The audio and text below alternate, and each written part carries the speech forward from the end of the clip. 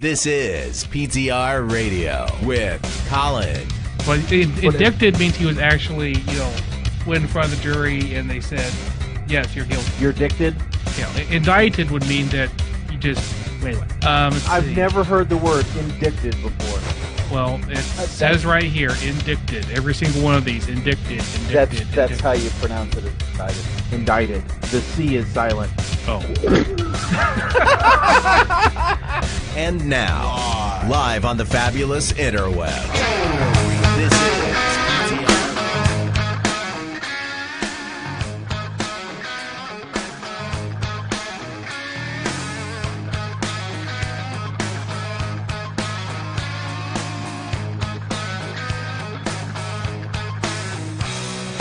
I don't need formal education.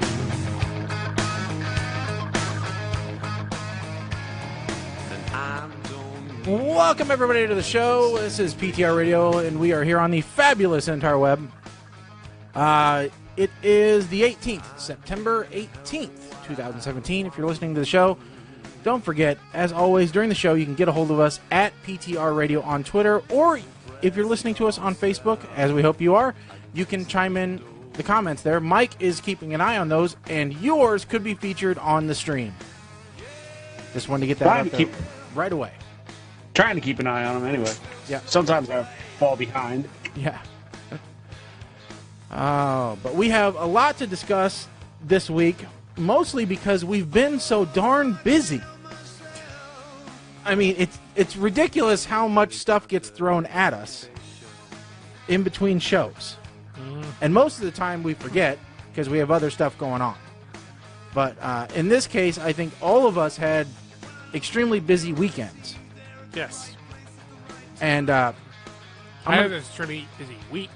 Yeah, and I'm going to give just a glimmer real quick of my weekend to get us kicked off here. Because, we haven't had a copyright infringement notice in a while. So it's about time. So I'm going to welcome back Mama Blair from your trip.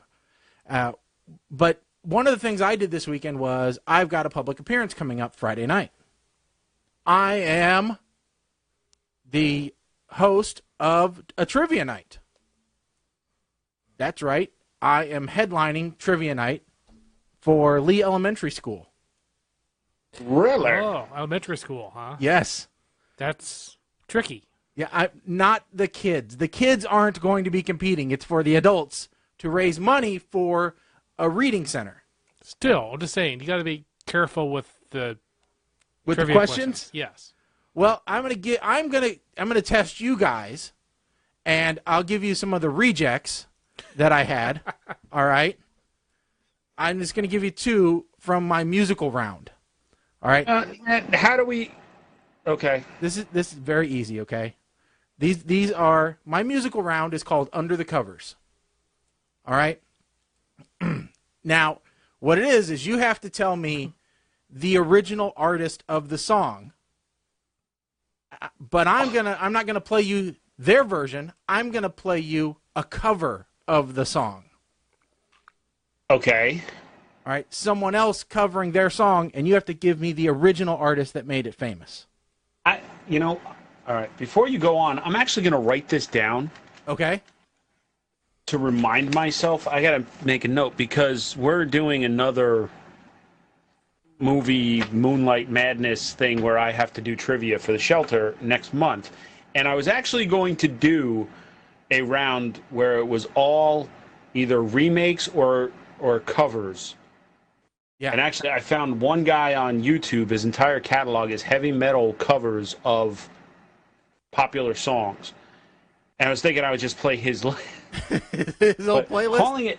Calling it Under the Covers, that's very So I'm stealing that. That's fine.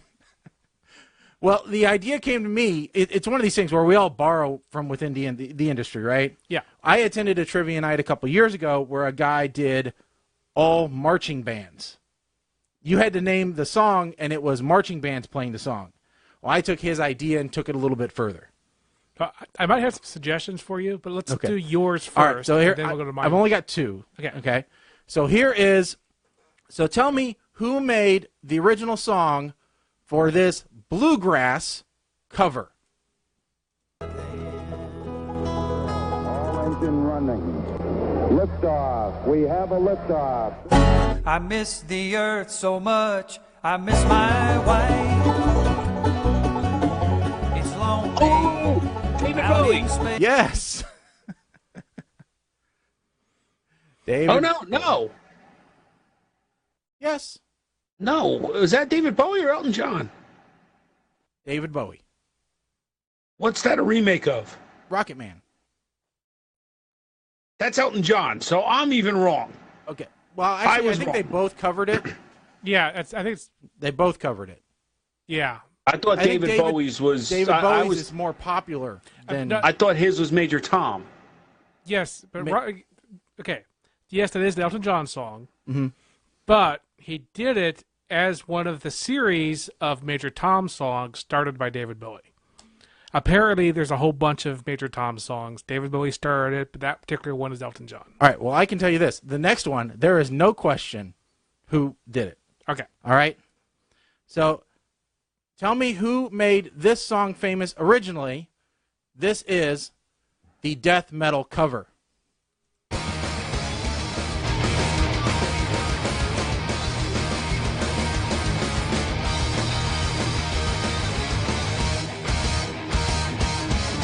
Sometimes you're better off dead. There's a gun in your hand and it's pointed at your head. You think you're mad, you're too unstable. Kicking in chairs and knocking down tables in a restaurant. Western town, call the police. There's a madman around. Going down underground. Pet Shop Boys. to a Yes, very good. That is Guar covering Pet Shop Boys' West End Girls. Oh, All right, I'm gonna try and send you okay. a file. So there was a new British quote-unquote game show. Okay. It's a game show where there's 4 celebrities playing. Mm-hmm. It's called Richard Osman's House of Games. Okay. And what they do is basically it's a game show, but it runs Monday through Friday, and they keep score across the entire one to see who wins at the end of the week because it's the same 4 people. Okay. But what they do is the host is named Richard Osman, and he sits there and he pushes a big button, and it randomly chooses a round that they're going to play. Okay. And they have many different rounds. So one of them is there'll be like a picture of somebody and a song playing. Send it in Slack there, Mike. Yeah, that's what I'm. Okay. And the trick is that the song that's playing and the picture of the person rhymes. Oh, okay. Or maybe they'll just say 2 different things, but the answer to both of them Have you rhymes. watched Celebrity Game Night? Yeah. Okay. So it sounds It's a kind of like little Celebrity Game Night, similar. except there's no physical stuff. Right. And they push a button and randomly get something instead of having it Right. preset. Another one, which you might like, though, It starts with P. it's called Broken Karaoke. Okay. And what it does is the karaoke machine is broken, so it doesn't show the entire word of the song. It's only the first letter of each word, but it shows them in rhythm Right. from the song playing, and then they have to figure out what song it is. Right. So there's been a lot of. So there have been a lot of. Okay. Oh, actually, I might use this one, Mike. So here's one that. This is not a clean version, so let me just be clear about that. All right.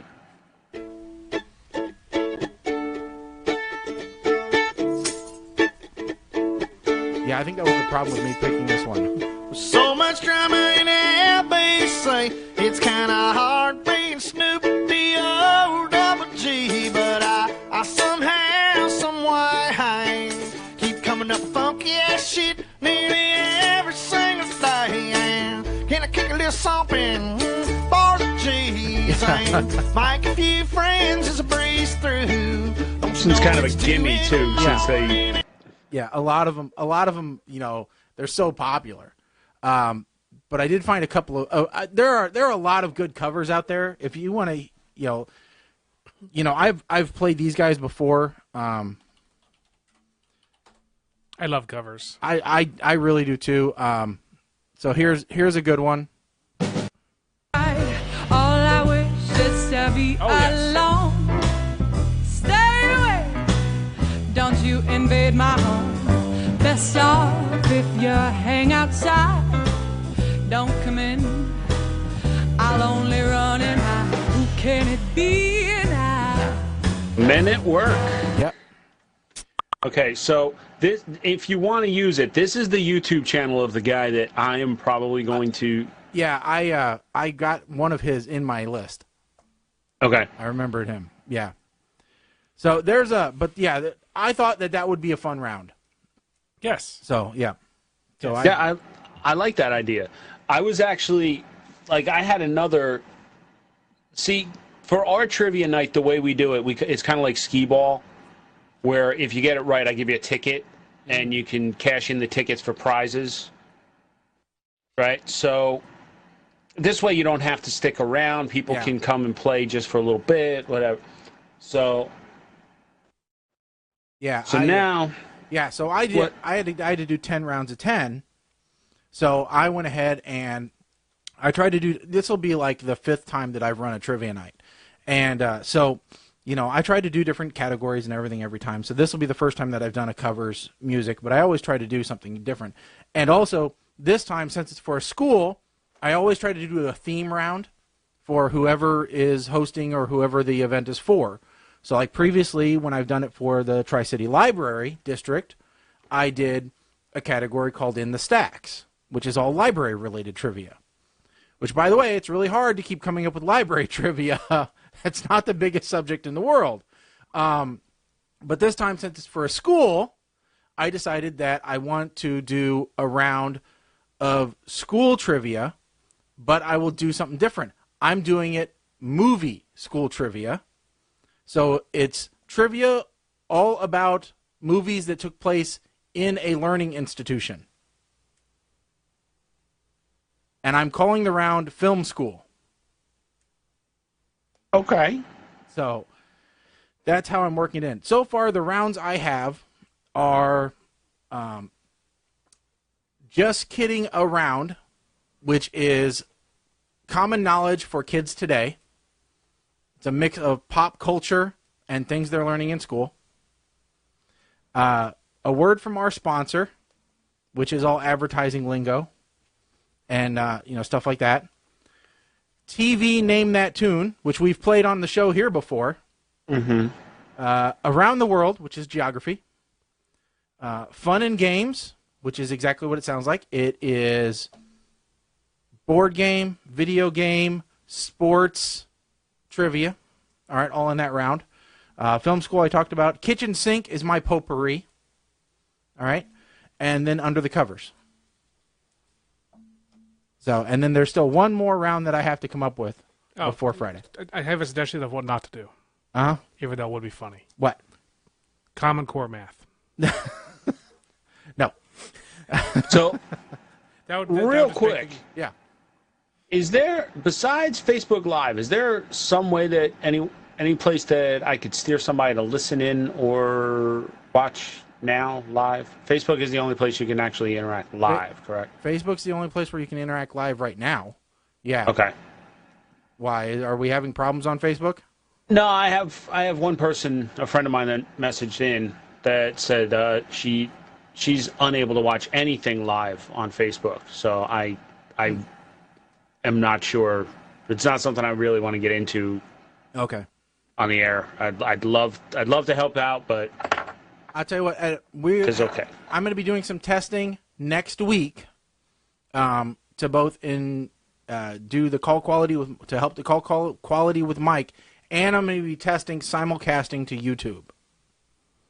So we will be doing both live streams at the same time. That's going to save me a lot of time in getting the show up on YouTube. Yes. Because right now, just uploading the show to YouTube takes 3 hours. So, because every show we do is like 2.5 gigs. That's a lot of data. Yeah, it is. Now, granted, it's not quite as much as, get this, a 20-minute long On the Road Again with Shaggy. The last one I did was 3.5 gigs. That's because it's 360, you fool. Exactly. Because it's 360. Which I did put a couple of those up there. So, you know, so you want to know what I've been busy with? This is some of it.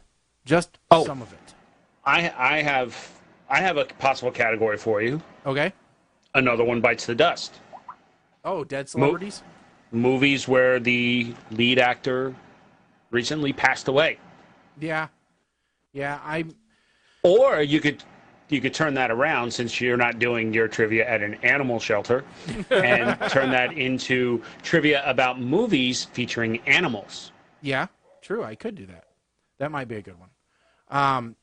I tell you what, I won't do again. I had a category last time I did a trivia night, which was what the hell did I call? I can't remember what I called it, but I called it cast of characters is what I called it. And okay. I gave the name of, I think we might have even played it on the show. I gave the name of 3 of the characters from a movie, and they had to tell me what the movie was. Oh boy, they couldn't figure that one out. That was hard for them. So, won't be playing that one again. I may use that one too. You know. I should probably just send you all the old ones that I did, Mike. Because it's not like anyone from my trivia nights are going to be going to yours. What are you talking about, man? I'm bad. I'm nationwide. Okay. But yeah. So, like I said, that's one of the things. In fact, that's what's got me so tired. Well, most recently so tired. Yeah. I was tired this week because I lost a big block of Monday because my grandmother was in the hospital. And then I lost a big block of Thursday or Wednesday, taking her back home again. So I was working extra long hours the rest of the week. To make up for it. Because I lost a total of 7 hours to that. Yeah. But it was good.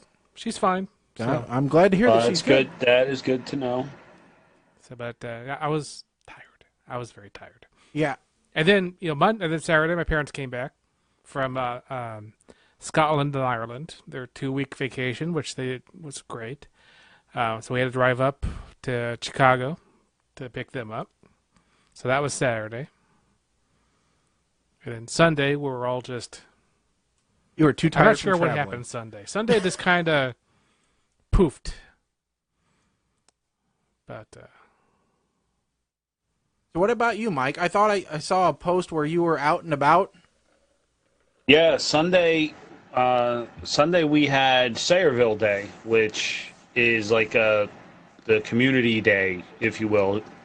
And we were there with not only Butterstown Gifts, but we were premiering BTG Promotions, which is the promotional item arm of our business. And made a lot of good contacts, and I'm happy to report that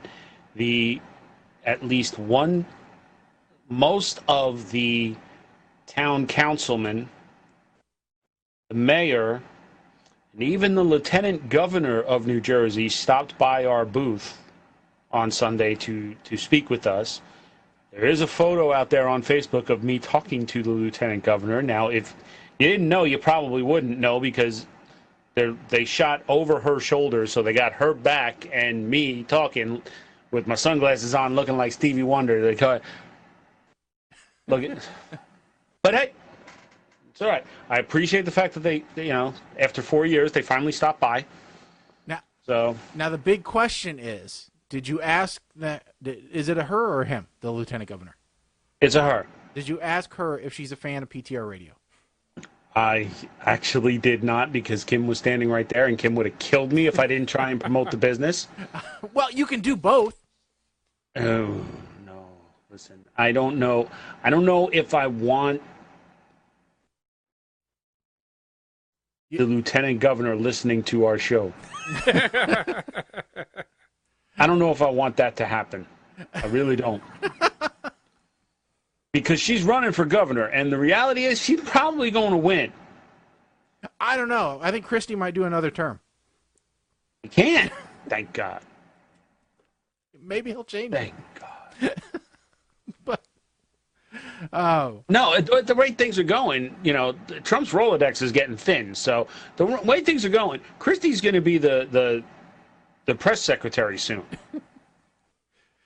Oh, I know. It's kind of like in our state, the governor seems to rotate staff about every 6 months. So, it's just what happens. And that's about all the politics I'm going to talk about because the country is on overload after the Emmys. Yeah. True. We'll say this, Mike, just so you know. So we now know who the two main people running for governor next time around in Illinois are. Okay. And they have one thing in common. They're both billionaires. Y'all are screwed. I was listening to the radio the other day, and I don't think I might have talked about this on the Road Again segment, but I know I didn't talk about it on the show. They were interviewing John Cena, all right, wrestler. I think everybody's familiar with him, and they were asking him what he thought of the idea of The Rock running for president. And John Cena said, "Oh, he's going to win." He goes, "No, he will be president. I'm not kidding you." That is why I addressed my letter to The Rock. Yeah. And the guy interviewing said, "Well, I mean, really, do you really think that?" And John Cena goes, "We have a reality show host as president today. He has no political experience. He has no idea really what he's doing. He just talked to the camera. That's all he was good at, was getting in front of the camera, and he won." Yeah. He goes, "The Rock is much more personable, much more well-liked. How can he lose?" And the host said, "I don't have an argument for that one." I'm going to tell you how he's going to lose. Because he is too deeply associated with Kevin Hart. I saw that apology the other day online. But you know what? We had Bill Clinton in the office. All right? Whoever doesn't think that Donald Trump screwed around is fooling themselves. All right? No, nobody likes him, but everybody knows he fooled around. Yeah, so that's in the legal record. Yeah, unless you roofie a girl, all right, it doesn't go against you. Hey, and we're not advocating that. Oh no, we're not saying that you should or that we no. Bill Cosby's bad. All right, Bill Cosby will not be anyone's running mate. No. All right. But I'm saying... Oh, well, now. Rock Cosby ticket? How bad? Oh, my God. No. No, you got to... I mean, but it doesn't seem to matter. It doesn't seem to matter. So, listen, yeah. I don't know who is going to run. I could see The Rock trying it, but... At least he's got one thing going for him that Chris Rock doesn't have going for him. Everybody knows The Rock's real name. It's true. He doesn't have to change his name. He doesn't have to legally go on the ballot as Dwayne The Rock Johnson. I think if everybody sees Dwayne Johnson, they'll know who he is. But there was one rock-solid way to make sure. And no pun intended, right? Yeah. That is, if they really do finish out the joke to reality and have Tom Hanks be his running mate. Well, could. Because that's what that was the joke. Hey, one of the other things, and this is how I know that he's probably onto something. One of the other things I did this weekend was I went to a volunteer appreciation night at our church. All right? We had a comedian who I know, and he's finished out his term as mayor of his town. All right? And part of his act and truth, he said, he ran as a joke for mayor. And his slogan was, why not put a real joker in office? And he goes, because who in the hell would vote for that person? And he said, as it turns out, 80%. And he went and sold this story to NBC to make a sitcom out of it. He should. He did. No, you don't know about this? There's actually a show coming out called The Mayor. No, I didn't know. It's about a local rapper who runs as a joke and winds up winning. I remember seeing a trailer for that a long time ago. No, I didn't. That looked interesting. No, but maybe he should sue. Maybe somebody saw his act. Because I don't think he knows that. Or did he see the trailer and turn it into his act? You know, this is a chicken or the egg. I'm sorry, it's ABC that it's going to be on. I just got a personal text asking, were you talking about Chris Rock or Kid Rock?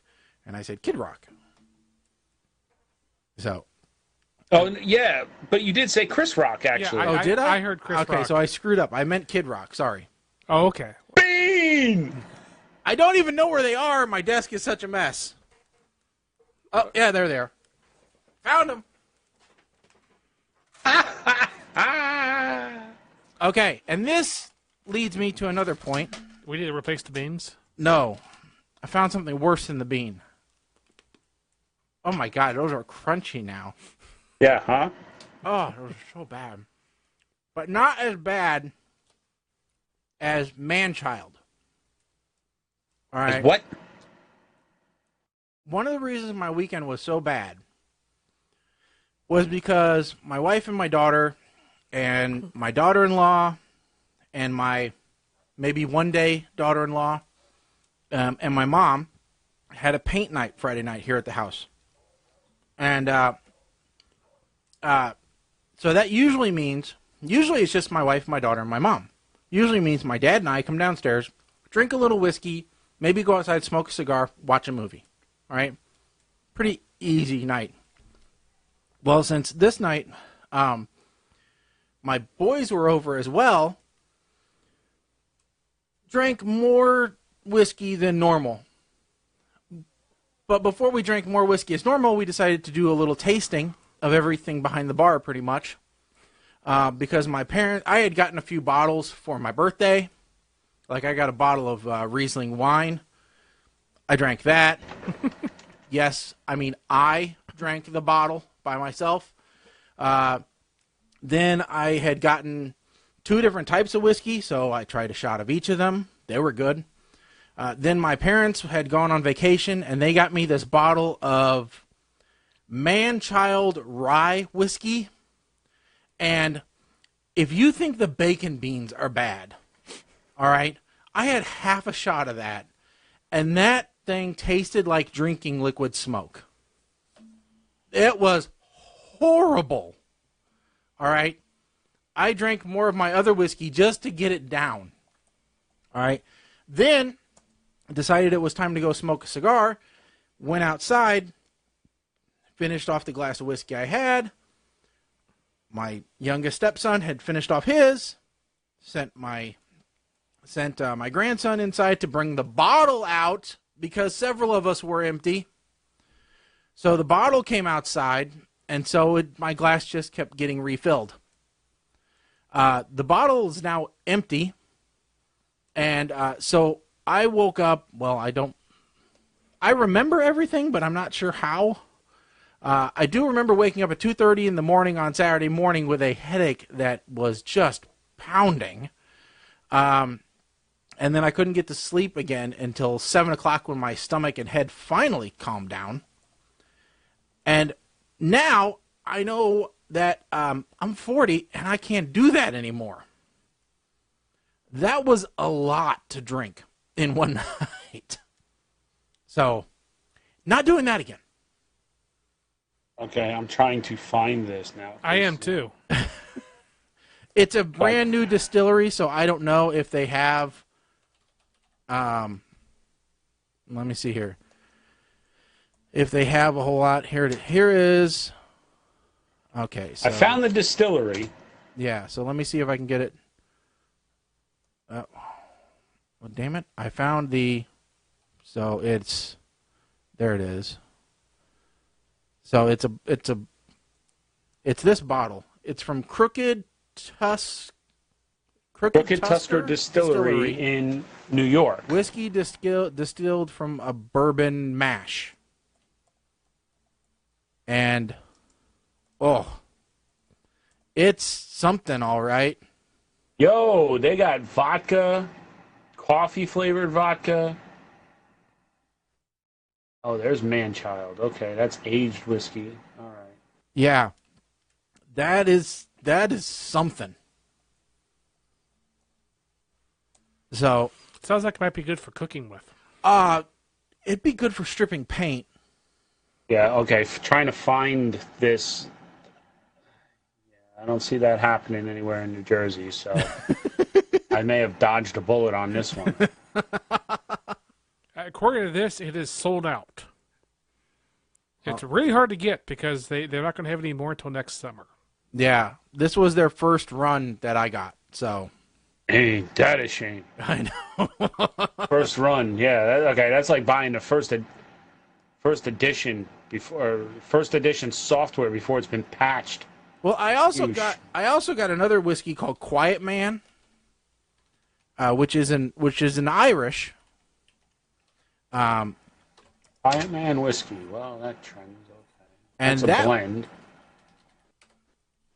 And that is really good. That's also listen, a first run. I ain't spending $50 on a bottle of whiskey to use as punishment for a show. Oh, that's not punishment. That's like, hey, you did a good job. Half a shot. Then how is it replacing the bean? I'm not saying that the Quiet Man would. Yeah, we're just now on to whiskey. We're moving along. Now, I think I suggested this before. Yeah. But I'll resuggest it. Monkey shoulder. I've had monkey shoulder. Oh, you had? Yeah, I buy my brother-in-law that all the time. That's one of his favorites. Yeah, this is good whiskey stuff. snobs? No, that's Scotch. Yeah. Whatever. I'm sorry, we don't all drink those frou-frou, women drinks. Of course, I've had the same bottle of monkey shoulder now for 2 years. Listen, I drink Pabst Blue Ribbon not because I'm a freaking Birkenstock-wearing hipster, because I like it. I'm one of the few people that still drinks Red Dog lager, for God's sakes. You want to know why? Because if I show up at a party with a case of Red Dog and I see somebody else with a Red Dog in their hand, I know that bastard's taking my beer. That's true. Why don't you just bring natural light ice? Nobody's going to want that. Because the parties I'm going to, that's what they have. I know, Keystone Ice. Take that with you. We have a beer that they sell right around the corner. Let me see if I can pull up a website for it. It's called Boxer Lager. And it's actually, according to beardsandbooze.com, it is the 10th worst beer ever. Well, it got a 66 at the Beer Advocate, which says it's poor. Why the hell did Bixby all of a sudden come on when I didn't say anything to Bixby? I thought that probably should be our next subject. Is the Bixby button can now be turned off? No. But you can't remap it? But phones in general. We can talk about that if you want, but yeah. Yeah, so today, Samsung released one of the most useless things ever, which is you can now disable the Bixby button so that it will not bring up Bixby anymore. Oh, that is not useless. Well, the thing is, you can turn the button off, but you can't remap it to anything else. Yet. I don't care about that. If I could turn it off and stop Bixby from interfering with crap. Well, yeah, 'cause maybe you can help me with this, because this is my mom's number one complaint about her Galaxy S8, which is it keeps asking to teach her how to do something at the worst possible times. Like the phone's ringing, she's trying to answer the phone, and instead it's asking her if she wants to learn how to use Bixby. Well, I just hate after I've done something, it goes, hey, you've earned Bixby experience points. I'm like, I don't care about that. I want to turn GPS off because I'm here now. So, as my dad likes to yell at his phone, be a phone. Yeah. Well, and not only that, but she doesn't do things very well. She hasn't learned how to listen. So that's a problem. All right. But never fear. Apple is here to save you. Because if anybody watched the Apple release, you now have choices. And they're imaginative and groundbreaking and earth-shattering and revolutionary. And they're going to save the baby seals. And, pandas are going to love you. And Steve Jobs is going to come back from the grave and rub your shoulders. And Tim Cook is personally going to let you sit in his lap. And even more things for hipsters to complain about. I will be right back. Okay. And don't you worry, because we can blur the background when you take a picture, because everybody needs that. I wish I had that. So the Apple thing happened. Yes, it did. And they announced that the iPhone 8 is now out. The iPhone 8 and the iPhone 8 Plus. Yes. Which is basically the iPhone 7 with a new chip and a new camera. Yep. Otherwise, it's and wireless. And wireless charging. Welcome to 2012. Yes. All right. Congratulations. You can now wirelessly charge. However. Uh-huh. All right. And you can fast charge. All right. You can fast charge too. For an extra $80. No, it was less than that. Not according to Apple's own website. Well, according to what other people have figured out, it's more like 20. If you buy the third-party chargers. But if you actually buy Apple stuff... Oh, only stupid people buy Apple stuff. Right. But the question is, how long will the third-party stuff work with Apple? Because they have a great propensity to chip-locking things. Not for the chargers. Just the cables. Right. And the cable's $25. Yes. So $25 for the cable. Yeah. So that's going to happen. All right. And so now you've got the iPhone 8. Yep. All right. That in my mind, nobody's going to buy. I bought one.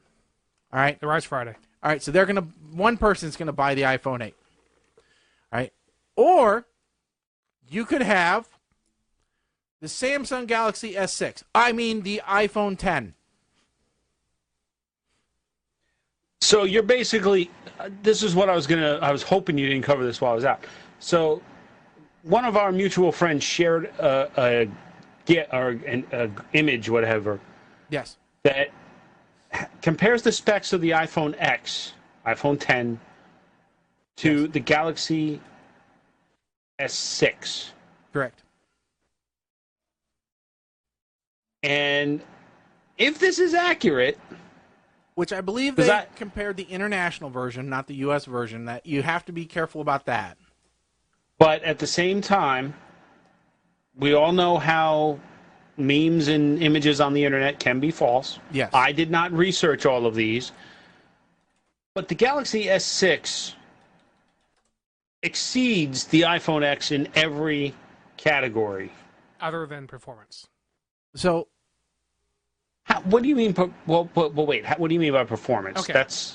So in benchmarks, the Galaxy S8 in multi-core scores 6,494. Okay. In single core, it scores 1,965.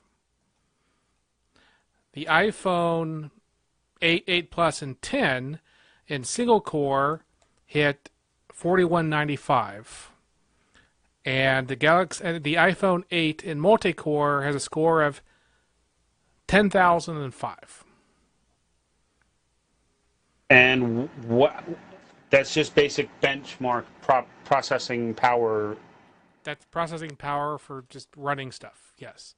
Technically speaking, the processor in the 8 and 10 iPhones is faster than the processor in a MacBook. If it ran x86, then it would run Windows faster than a MacBook would. It isn't x86, so it can't. But okay. So basically, yeah. If it was capable of utilizing all the speed. Which it can, because it's an iPhone. Hey, fundamentally, whenever you see anybody do those tests where they like take two phones, one a Galaxy or whatever it is, an iPhone, and say, okay, we're going to run these 10 applications, and then go through and open them up again. Then you watch them go through the iPhone, and then when they finish the iPhone, they just kind of like put it on fast forward to finish it up on the Android. Because the iPhone is significantly faster than Androids of any kind. Okay. I mean, I'm not going to argue the graph because I don't have anything to come back with it at. No, but I'm just going to answer that with this. Now, a better question. Jabroni. Better question to me is, I am on the Apple upgrade thing, right? Right. So I've had my 7 for a year, so now I can trade it in for a new one. So I had to decide between going with the 8 and going with the 10. Mm-hmm. And I went with the 8 because I like using my finger to turn the phone on. I mean, the big button on the front of the phone that I put my thumb on and the phone turns on, I like that. Yeah. And that's what in reality, expect. According to reports, all right, the real reason why the 10 does not have a fingerprint sensor on it, is not because of innovation. It's not because they're forward thinking. It's because the technology doesn't exist yet to do fingerprint through an OLED screen. Correct. If Samsung, who makes the screen, all right, true statement, all right, could have figured it out for the Galaxy S8 or the Note 8, it probably would have been in the Apple product. Yes. All right. Well, they did delay the 10 by an entire month, trying to get the fingerprint thing to work. Right. And it just didn't work out. So I'm just like, you know what? Next year, with whatever they call it, either it's going to be the 10.1. The XS? They're going to get stuck with like they did with the OS X itself. You know, they got the OS 10 and then they stopped. Yeah. So we'll have to see what's going to happen next year. But hopefully they'll have figured it out. Well, not even next year, because within 6 months they're going to release the 10S and then the 10SE. You know, Apple always releases a special model. Yeah, but that's always a year. Is it a year? It's usually the a S year. and S. Yeah, Okay. the S is usually a year after. The last couple of years they stopped. They actually just went from the 6 to the 7 to the 8. Okay. But they didn't come out with the 6S when the 7 came out, I believe. Or maybe it was the 6 and then the 6S and then the 7, and then they skipped the 7S and went to the 8. Okay. I can't remember. No, that's not the worst part, as far as you guys making fun of me. Because I also ordered an Apple Watch. Because the Apple Watch finally has a chip in it to be a phone. Shaggy, we're losing him. You know what? It's too late. It's too late for him. Actually, I decided instead of getting an iPhone 10, I got the 8 and a watch. That was how I justified it in my mind. How you justify the price difference? Well, that and AT&T gave me 2 years of zero-interest loans to pay for. He's going... Now, he's going to show up with a MacBook. I'm waiting for that day. That's not going to happen. When he shows up with a MacBook. The MacBook would have been cheaper than both of what he just bought. You know. Show up with the iPad Pro. No. Losing him. Yep. Pretty soon he's going to be... You'll take away my Surface Pro with my, my nope, he's going to want to get... He's going to want to get in the same, eco space. No. Mm-hmm. That's what they all say. He's going to realize how much he needs iCloud. Oh, yeah. The only thing on iCloud is the backup of my phone. That's it. Listen, the fact that you got an Apple Watch, okay, basically those bastards out in Cupertino roofied you electronically. That's what happened. You got an e-roofie. Because just about anybody I know that has gotten an iPhone it's like they drank the Kool-Aid. The only person I know that ever went from Apple to Android is Dave, aka Racist Dave. And it's because he was getting so much more for the price out of... His biggest concern was being able to play music while he was on the bus and what have you. And as soon as I told him, well, there are music players on Android. Oh, there are? Yeah, that will sync to your phone. Oh, really? Yeah. Yeah. You just don't have to use iTunes. There's other ones that sync the playlist right to your phone. Oh. Sorry, I do not use iTunes. I refuse. I refuse to use Apple's music. Famous last words. Yeah, pretty soon he'll have that iTunes. Oh, do you have an Apple TV yet? No. Soon. No, because all of my library is on Amazon. Yeah, but pretty soon Amazon's 4K UHD is going to be available on Apple TV. So, Why? No.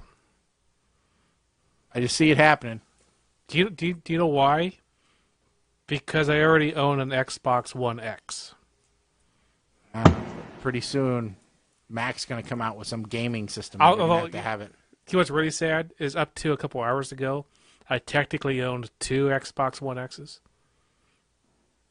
I had one reserved on Amazon and Best Buy.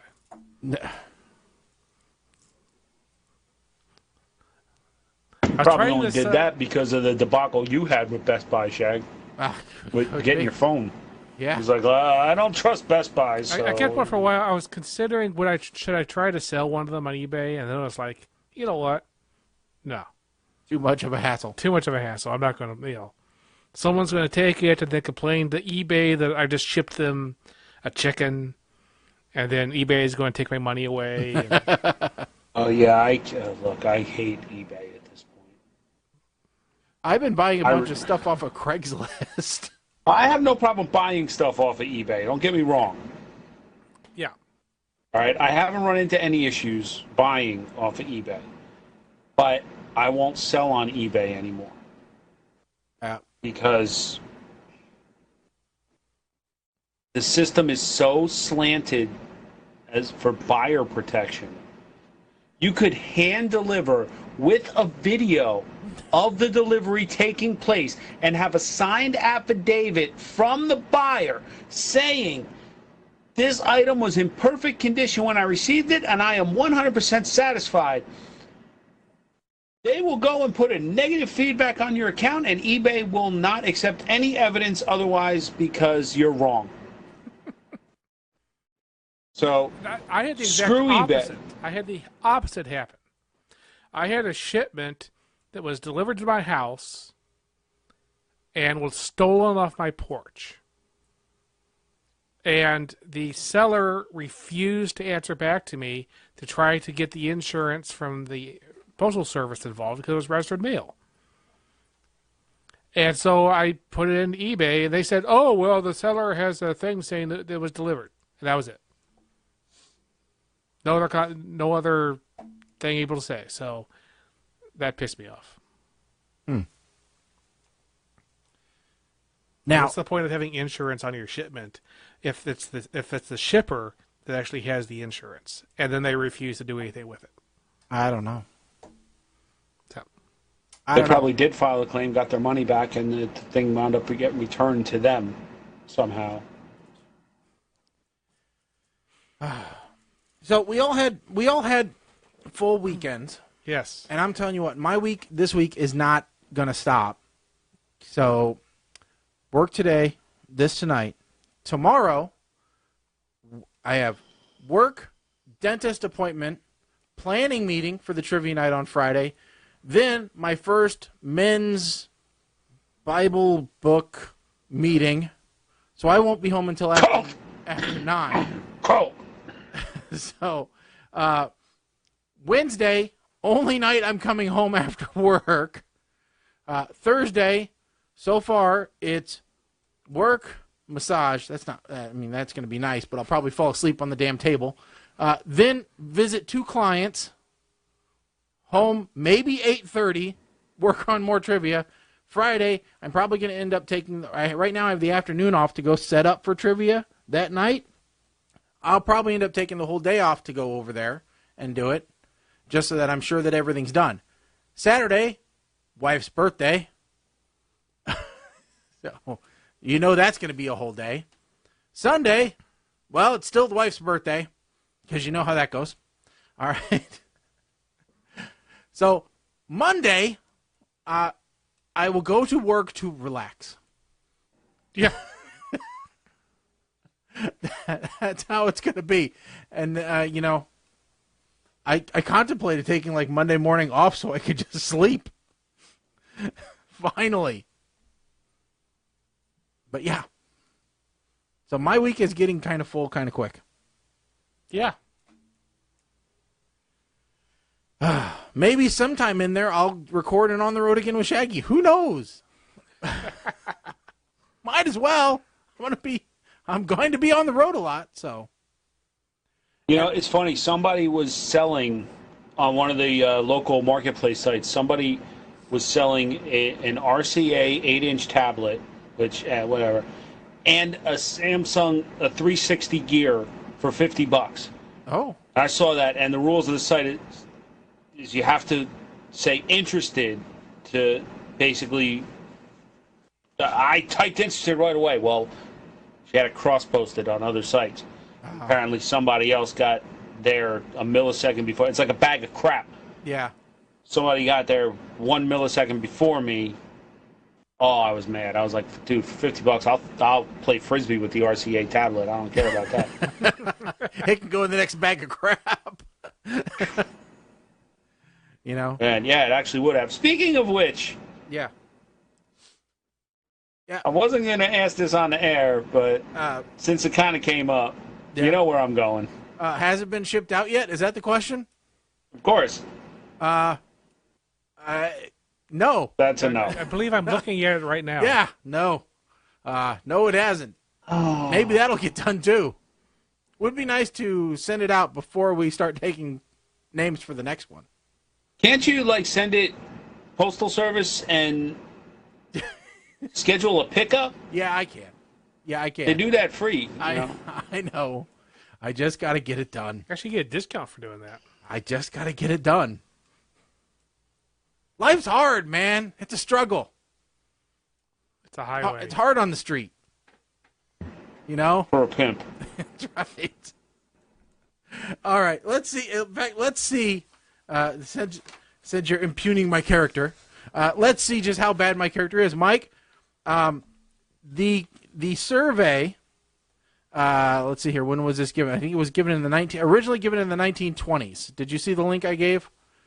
I'm pulling it up now. I thought this was one we were doing live, so I didn't. Yes, we are doing it live. But which one is this? This is the rating your decency. So what this is a Utah teacher handed out a quiz, all right, to her students in Roy High School. asking them specifically about their sexual history, drug and alcohol use. And the idea is that the results of this quiz will give you your level of indecency and or purity. All right? So the whole thing is, this is from a 1981 Dear Abby column. All right? Is where this originally came from. All right? So we're going to take the quiz and total up our scores. Now, like I said, originally this was 1981. So, you know, and it was from, and like I said, in here it was Utah, so it was given to 16-year-olds. But we're going to answer it as if we are today. All right, just for the fun. So, here we go. We'll just start out. I'd like to make it clear that these tests, which have appeared in this column from time to time, are not written by this person. In fact, I don't care much for them. The first drug and sex text appeared in 1967. It was composed by 3 teenagers. So this is the Know Thyself questionnaire. Question number 1. Have you ever gone out with a member of the opposite sex? Mm-hmm. Have you ever been kissed? Ever been French kissed? Ever been kissed while in a reclining position?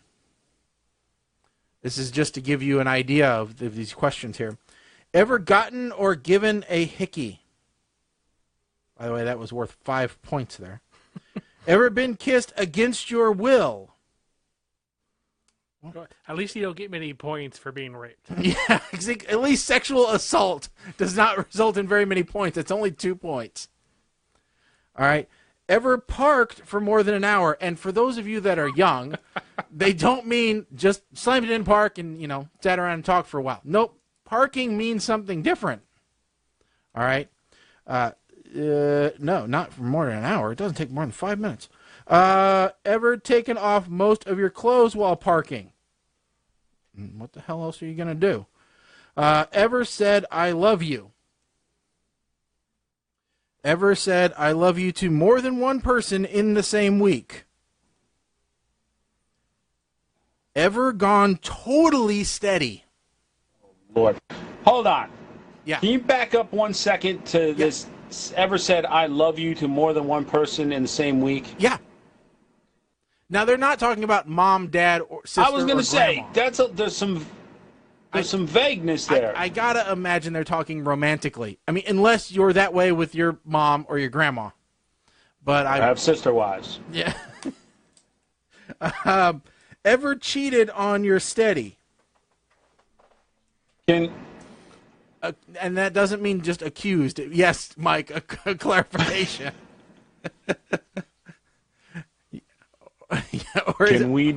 Can we define the word cheat? And on. I think it means anything you were ashamed to say. Ever picked up a girl or go with a guy you didn't know? I got to think about that one. No, not successfully. Tried it, never successfully. Ever made a member of the opposite sex cry? Other than siblings, I'm going to assume. Yeah, I think that is, you know. Do you smoke? Yes, Mike. Clarification. Yes. What if you're so good they cry a happy tear? Double points. Yes, double points, Mike. Double points. Okay. Do you smoke cigarettes? No, they don't say cigars, so I'm good. Okay, I'm counting myself for that one since I did, and you know, if this was written today, vaping would probably be listed there as well. So okay. Especially for this list. Do you smoke pot? Do you drink alcohol or beer now and then? Do you drink alcohol or beer every day? Have you ever passed out from drinking? Oh, Lord.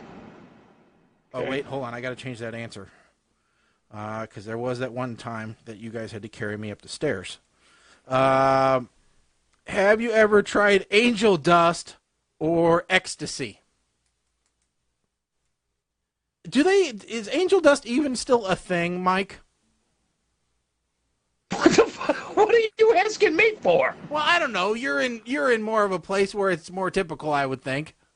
No, now it would be heroin. I mean, we're meth here, so we're not a whole lot of angel dust being used here. So no, here and meth would never be slipped into someone's drink. I don't think. No, here, I don't think heroin would be either. But what the hell do I know? Have you ever slipped angel dust into someone's drink? Nope. Have you ever taken pills, anything to get high? Nope. It's just anything. So I decided on the next one, I'd say yes. Have you ever taken pills to get off a high or to go to sleep? Yes. So well, I guess Benadryl counts. If you took it and you didn't have a rash, then I would say yes.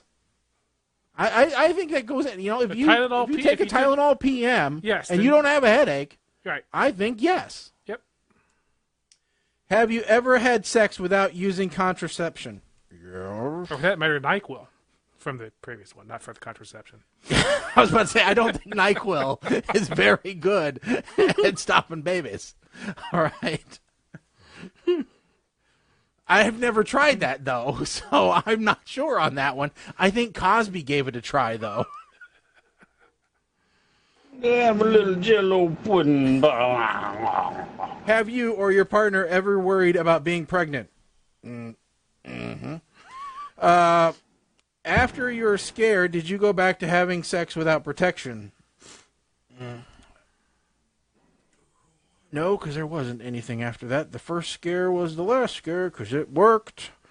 Have you or your girlfriend ever had an abortion? Nope. Have you or your girlfriend had more than one abortion? In other words, you have a punch card and your fifth one is free. Even though you are straight, would you go kinky to see what it's like?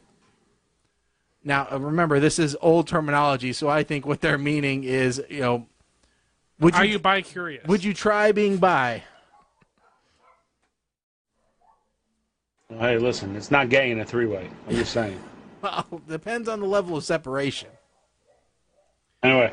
Ever stolen money to buy drugs? Now, I think all you need to know about this list is that would you like to try being gay, and have you ever stolen money, have the same number of points. Well, one thing to remember is have you or your girlfriend had an abortion is 12 points. Have you even thought about, if you're straight, have you thought about being kinky is 13 points. So yes. It's a point worse to think about being gay than it is to have an abortion. That Good old Ann Landers. That shows you how old this is. All right, so then you just total up everywhere where you said yes. All right, so that's going to take some math time. And that's going to take me a calculator because I can't count that high on my own. Hey, Shaggy, I'm gonna clue you in. Yeah. Here's a nifty little feature. I just added the points as we went along on the calculator app of my Galaxy S8 Plus. Yeah. Well, I don't have an S8 Plus. I just have a regular old S8, and well, I didn't do that because I was too busy reading. So, what is your point total, Mike? 116. Whoa. Oh, I'm not there. I'm not too... really, I'm not too bad. Unless I missed a whole lot of yeses. But I don't think I'm not too bad. So 118, Mike, so that puts you... 116! 116. So that puts you in hopeless and condemned. That's right, damn it. All right. So, Colin, where do you end up at? 20. 20? 20? 20. Pure as ivory soap and made... No, God. No, passionate but sensible. Sorry. Almost my God. Decent. 20. 20. If 20. Colin can never come to New Jersey, his mother will say I'm a bad influence. If he hadn't ever slipped angel dust into someone's drink, he'd be much better. Hey, Teresa. I'd love to know what some of these listeners have gotten into, what their scores would be. So, what is your score? 81. You son of a but. Man, listen. Headed for serious trouble. Realistically, it probably should have been 84, but it wouldn't have made a big difference. Because I didn't count cigars for cigarettes. Y'all a bunch of lying mofos. Nope, I added all those up. I don't. Now wait, what am I? 3 years older than you guys? Yep. A lot of experience in those 3 years. Those 3 years, that's a big difference right there. That's. Yep. And being out in Illinois. Yep.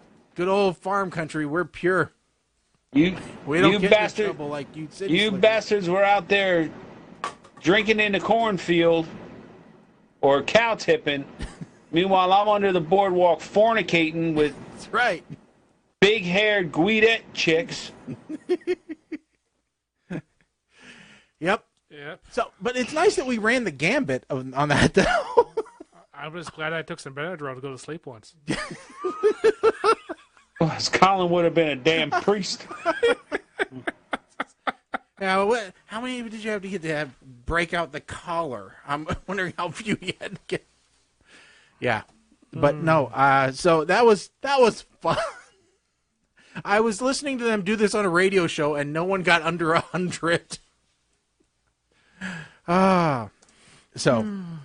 Oh man. Meanwhile, all right. So yes. I meant to ask you about this before we went on the air. Mm-hmm. But I got a notification that got a call 8 number that called us last week from Ion Media.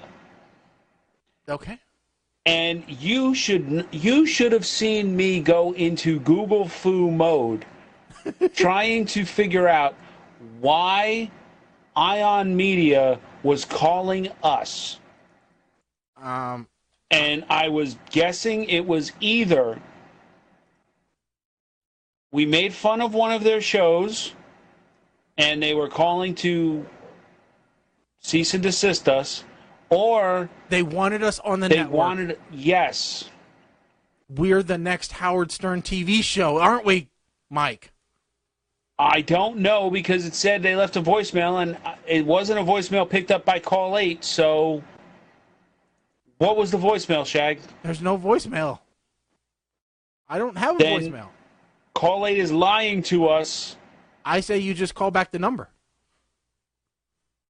Because they called twice. Really? I don't ever remember making fun of Ion. As far as I know, they're our favorite television company.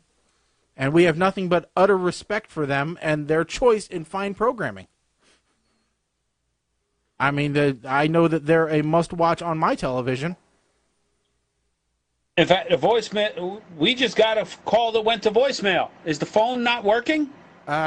No, the phone's not working.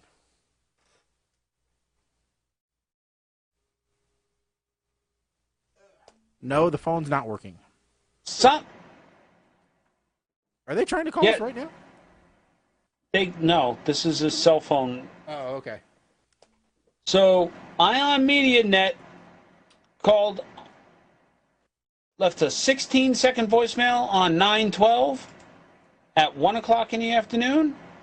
Oh, that's long enough to say we want you on our channel. And then a 9-second voicemail right after that. Please call us back. You can say that in 9 seconds. I think you just need to call him, Mike.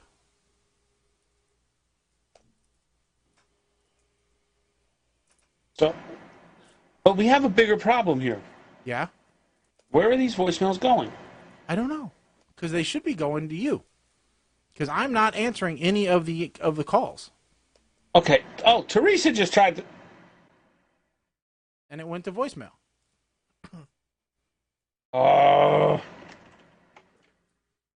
This is not what we want to be doing on the air. No. But this is important now. Well, here, if I call us on Yeah. my phone, let me see what the voicemail message is. Well, yeah, because it should be Mike. If it's Mike's voice, then it's going to the Call 8 voicemail. We know that for sure. And it's supposed to send the voicemail to you and me as an attachment. Yeah. It's Mike? Yeah. All right, so it's... That's the voicemail setting. Yeah, see, I can actually hear that coming through the microphone. So that's odd that isn't working. Very odd. Yeah, according to this... Okay, wait a minute.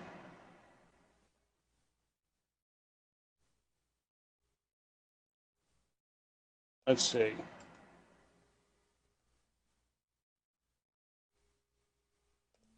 No voicemails.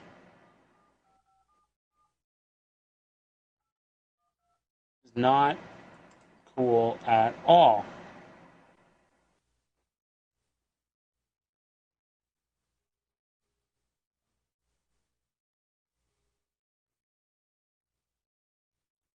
Do me a favor, call the show line again.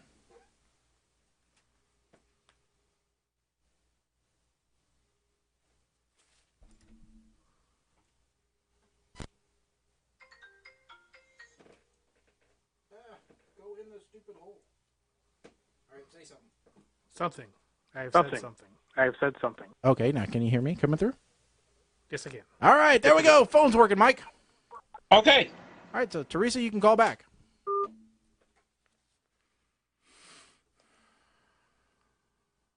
So, apparently automatic file storage is an additional fee. So if it's not going to voicemail, like your voicemail. So they changed the policy on you? Yeah. Huh. Well, we can fix that one way or the other, but I think more importantly, we need to call back Ion Media.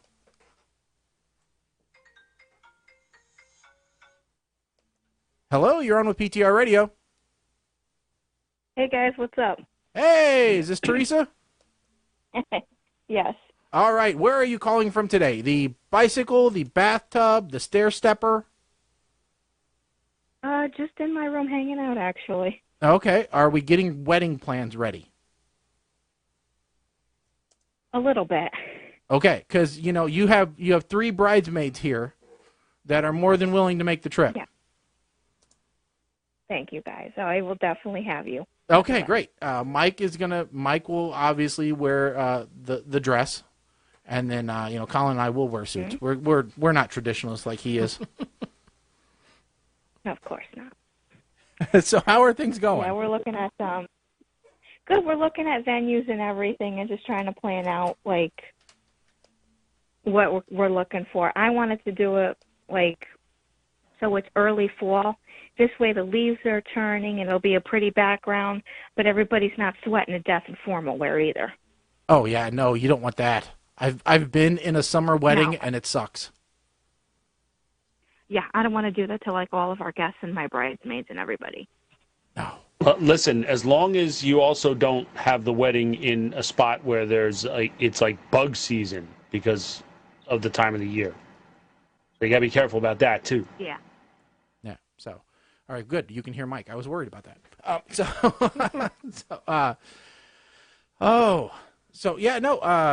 No, we're glad that you could call in. Did you hear we're going to be on Ion Media? They called Mike. He didn't answer the phone though. But we're going to be on TV.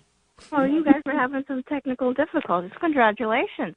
Yeah, we don't know that for sure, but that's what we're assuming, given that they called us. That could only be the only thing that they called us about. Either that or they're suing us. Yeah, it's a lawsuit or an offer, one of the two. I don't know why else they would call us. Or the Well, scammers. I got a good lawyer if you need one. Okay, well, we might take you up on that because Colin, being our legal representative, hasn't worked out so far. Mm. Oh. Yeah. No, rumor has it that we're part of the reason that YouTube Live is not an option anymore. There's, too many copyright infringements.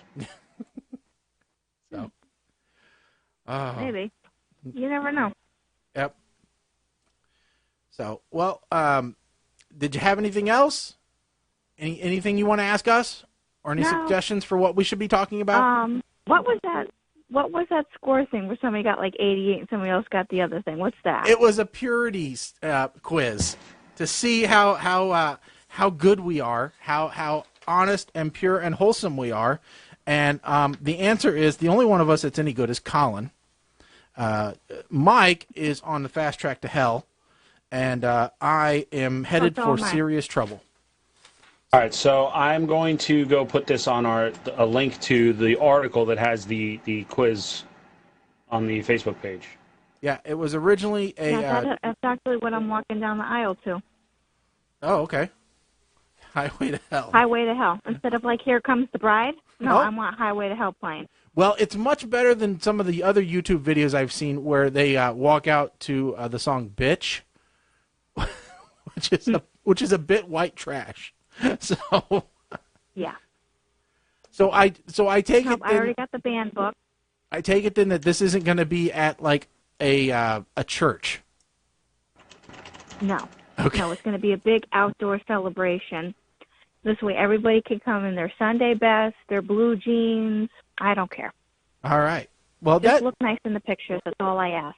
Yeah, that's the best. Now, let me ask you the most important. I already got a ring bearer. Oh, that's good. Now, is it a pet or a kid? It's a pet. It's going to be the dog. Okay. That tan and white one that's in some of the pictures. Okay. That's good.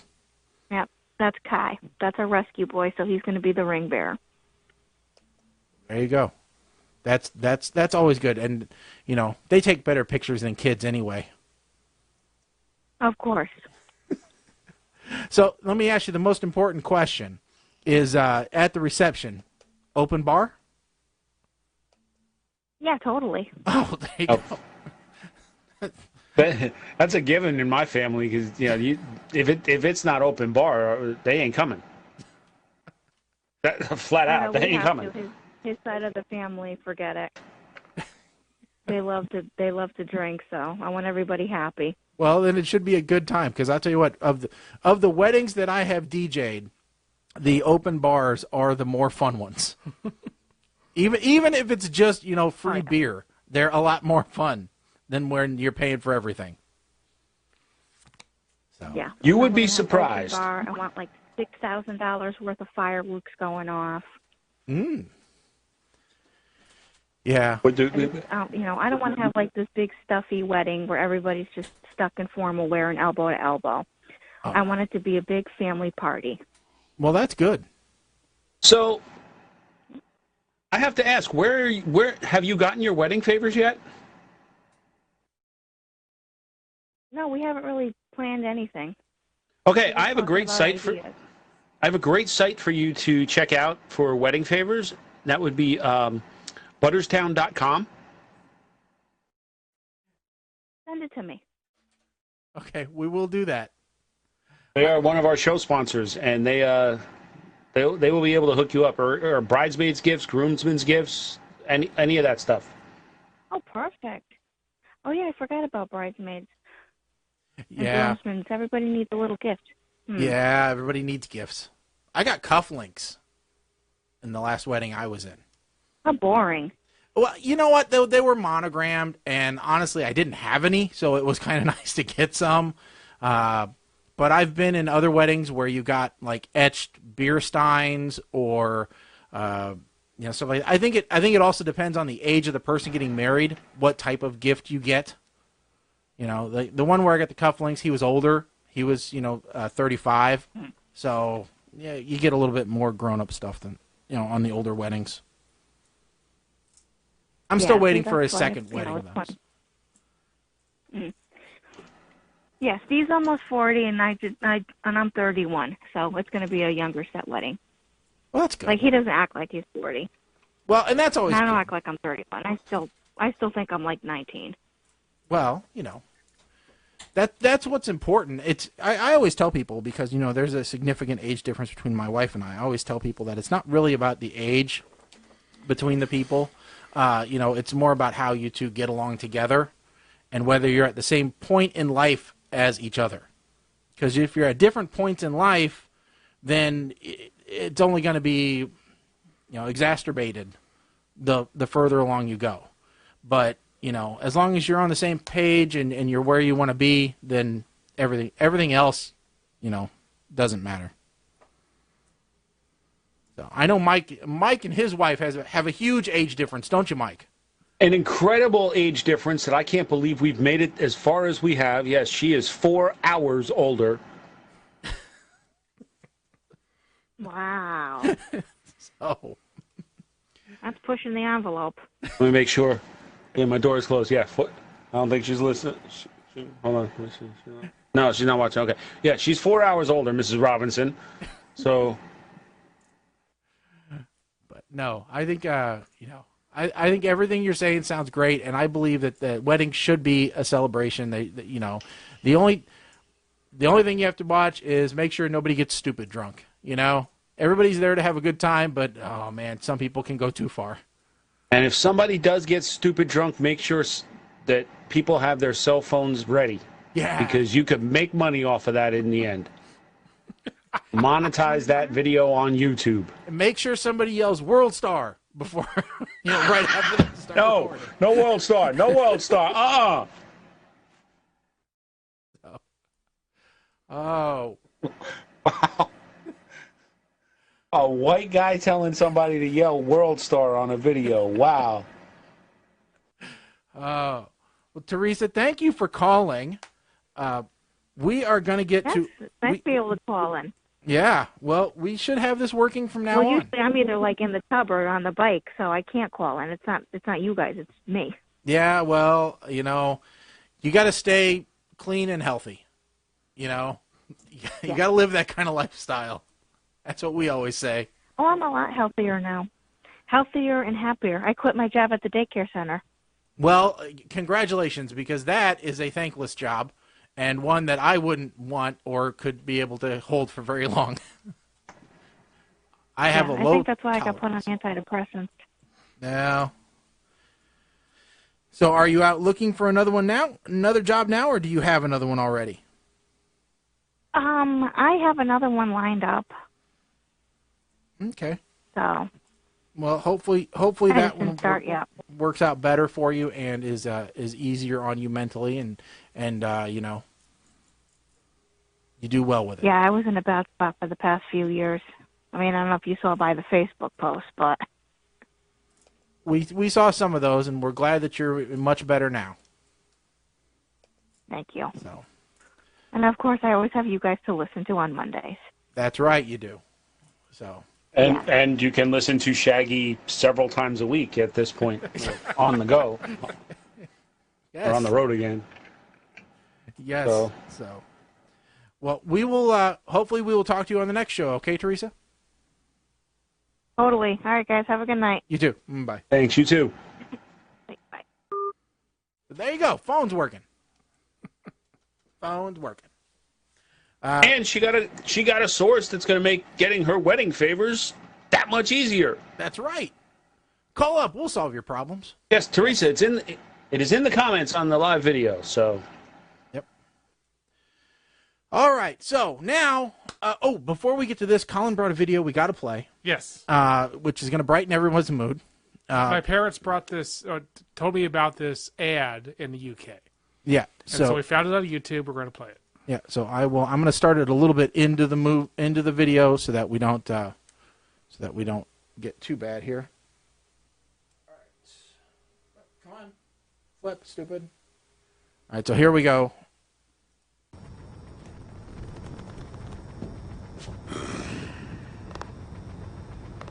He-Man and Skeletor saved at Money's supermarket, and now they feel epic.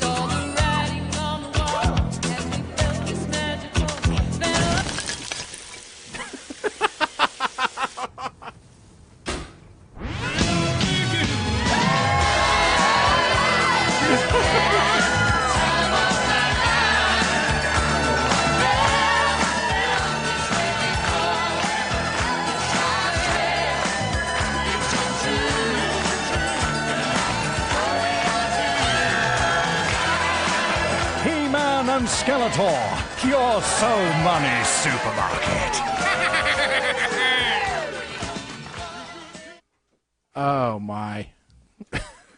Mike? I feel dirty after watching that.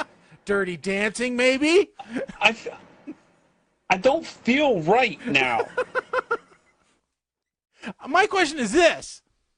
Is He-Man just now getting to England? Because it's been over for like 20 years here. 30 years. Probably they were the cheapest characters that they could get. The copyrights ran out. What's interesting is you can find... there's a previous video. This is like a series. Yeah. Previous one where they were doing Fame with Skeletor. Going down the street, doing the Fame song. And I guess there's a video showing... Those are actual costumes. Those are not CG. So there's a video showing how they created the costumes they're wearing. Yeah. So... I just can't. I can't even. I know. It's something. It's something. Yeah. All right. With that, it brings us to our regular scheduled segment of the show. It is the PTR Radio Double Feature Movie Review. This week, we had two movies that were randomly selected from our list of fine films suggested by Netflix and Amazon. As always, this segment is brought to us by the Movies You Might Be Interested In portion of both Netflix and Amazon. So, randomly selected this week, Super and Gold. Now, Mike, 1 or 2? 1. 1. That means we're going to be reviewing Super first. Okay. All right. So. Yeah, Mike, I requested that we do Gold, that my review goes first. Right. But for Super. Okay. So, I'll go first on Super because I don't think I've gone first in a while. Okay. So, Super. Let me start by saying I was not a fan of the Kick-Ass movies, so this automatically was not going to get a high rating from me. Also, let me say that I'm not a huge fan of Rainn Wilson, so this movie had yet another strike against it from the get-go.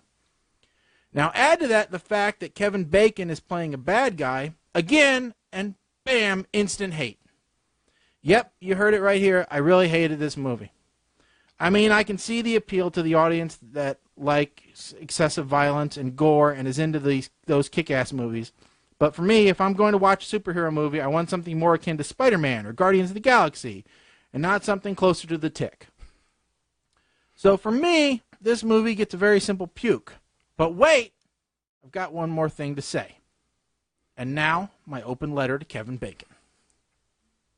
Kevin, whatever happened to that sweet, innocent kid who taught a whole town that there's nothing wrong with dancing?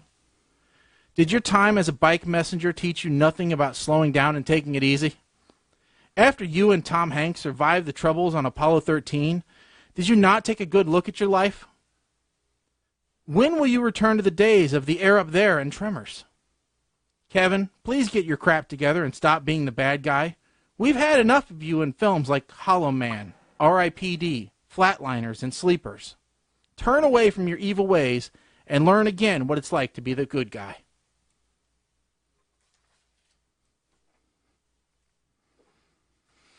Okay, mine's going to be short, so then we'll go to see what Mike has. So Super came out the same year, ish, within some degree of what a year is, as the first Kick-Ass movie. I'm not sure exactly which one came out first, and there's some... IMDb is questionable on this data, so I'm not sure. Anyway, to say that neither of the two movies, Super and Kick-Ass, really affected each other. I think they were simultaneously under production, put it that way. So this was directed by James Gunn, who later directed Guardians of the Galaxy. James Gunn is very interested in superheroes. And so this was his, look into superheroes from a certain point of view, which was, what if Batman was really, really poor and actually crazy, and in the real world? That's, and then he chose Rainn Wilson because his ex-wife told him it was a good idea.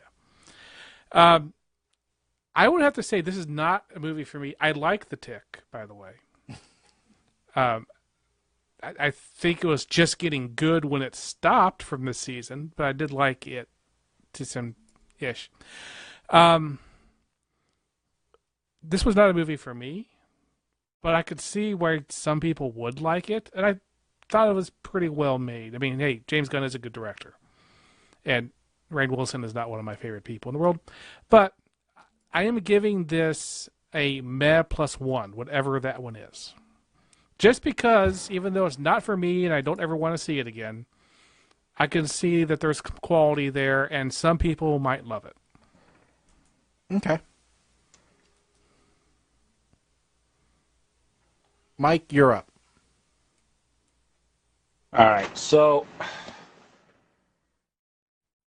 I'm kind of with Shaggy that I'm not really a fan of Rainn Wilson. Like, I liked him in The Office, but it was more because he played off of the other characters. Like, he filled in the void that made that ensemble cast work well. Or I shouldn't even say ensemble cast because they weren't all celebrities, but you know what I mean. So the fact that this even made it to the list concerned me. So, all right. So a guy I don't know shows up at my door looking for my wife, and I invite him in for breakfast. So that make what's that?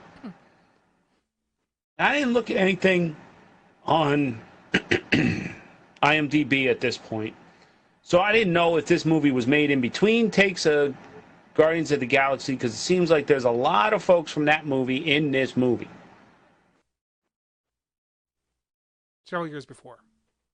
I find that out afterwards, so maybe this was the casting call for that movie. And they said, hey, since we got everybody together, let's make a movie. All of these guys get beat to hell with a wrench. What happens to them? And then later on, they actually say that the vigilante is killing these people. I'm like, what the? For all the star power in this movie, it really was. It turned into a crap fest real quick. And this movie just made me realize even more how much I dislike Rainn Wilson. That the kitchen in the diner is the most filthy kitchen I've ever seen in my entire life. And you can see it from the dining room. So anybody that eats in that diner would be a damn fool.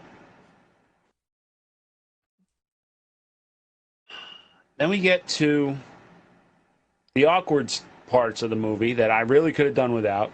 And I want to know why the fact.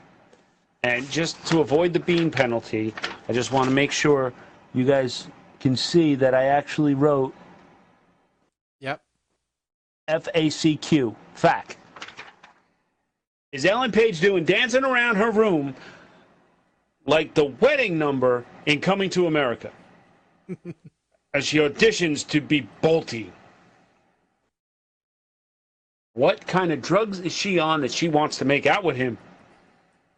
What?